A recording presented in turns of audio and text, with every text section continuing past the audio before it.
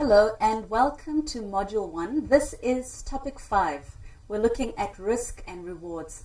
If you saw the previous topic of this module, Making Money Grow, by now you must be pretty excited about just the ways you can grow your investments. But it wouldn't be fair for us to only look at the upside and not consider the risks. So let's get started. It's very important as an investor not to underestimate or overlook potential risks.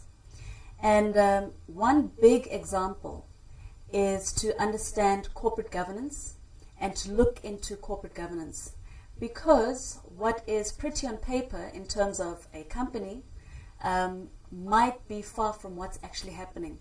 If you remember the story of Enron, it's a very, very famous case study of how a huge energy company from Houston, Texas, which was the darling of Wall Street, actually became bankrupt and disappeared almost overnight. They went from making over $100 billion US dollars in profits to being bankrupt and disappearing, all because of their corporate governance. And corporate governance basically speaks to how a company is governed in terms of the structures regarding its financial reporting, its board, how boards operate, the roles of the CEO, etc., etc., etc. Corporate governance, very important. We saw Enron, a huge, huge corporation, fall and disappear overnight. Another thing to consider is volatility. So volatility of the share that you want to buy. An example of volatility, or let's first take a step back and look at what is volatility. So basically, it's just looking at how the price of your financial instrument or share changes over time. So if you look at a very quick and easy everyday example, if you look at our very own South African rand, it's a volatile currency. It's forever changing. One day it's at 10 rand, then it's at 8, then it's at 11. It's volatile, okay? Because the price fluctuates rapidly over time. So the same principle applies to shares. And why is volatility important? Because increased volatility actually increases risk. So volatility is linked to risk. Very important to consider. And then the other thing that we're going to look at is liquidity.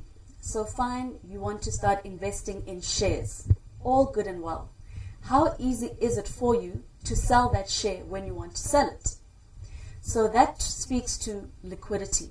Liquidity is basically, if you buy a share today, how easily can you get out of that investment tomorrow or whenever you choose to get out of it without moving the share price and without affecting the company's share price.